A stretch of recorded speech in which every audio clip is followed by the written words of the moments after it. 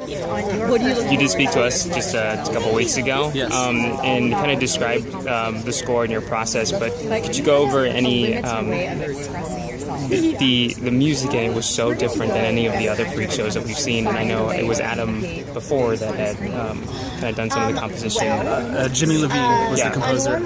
James, yes. Because when I read that episode, How was did you borrow from any of the previous freak shows to add to this, or was this just a whole new concept in terms of composition?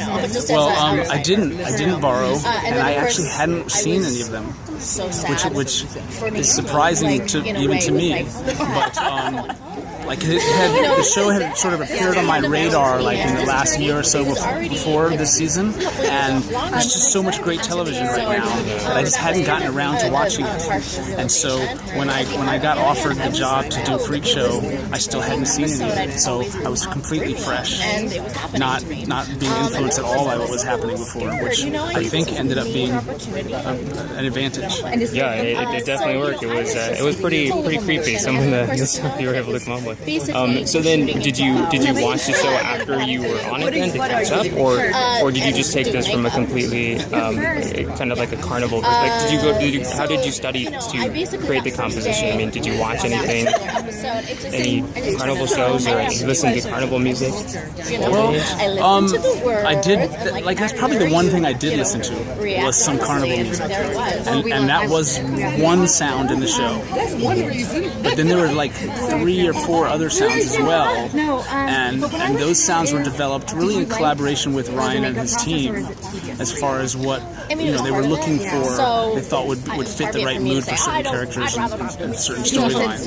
And so one of those, which ended up being a big part of the season, was what might accompany a science fiction film from the 50s. How involved was Ryan in the composition with you? Did he let you kind of roam free, or did you have some guidance from him, or was he kind of there the whole time to? Well, he's very much the big picture. So it was more like, I think that maybe this kind of sound could work, and then I would create something, and it would either be like yes or no. So it wasn't about actually getting in on the composition, this note is wrong or that note, but it was more the big picture. Can I keep these on? It must be quite helpful then, instead of being so kind of picky at each point. It's kind of nice. And what did you use any odd instruments when you were making the composition? I mean, we hear a lot. I mean, in the last couple, like Coven, it was heavy on piano, and that's not an odd instrument. But this one, being a carnival and a freak show, were there any odd things that you did to create sounds within the music? I mean, there's two. There's one really odd instrument that's not very common. It's called a theremin, and it's an early electronic instrument invented probably in the 20s or something. Well, I mean, the beautiful thing about it's basically like this. It's a piece of metal sticking out of a block of wood, and you move your hand closer to it, up and down, and it makes a pitch. And sometimes family members, it's very prominent in scores to science fiction films from the 50s. And so that was kind of a fun thing to use.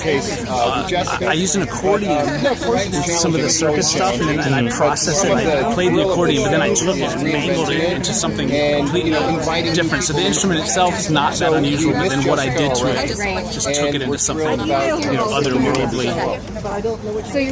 Well, it definitely worked, and congratulations on the show. It was great, and best of luck at the Emmys. You guys got an Emmy nomination in the competition last year, so hopefully you keep that streak going. Thanks so much. Thank you.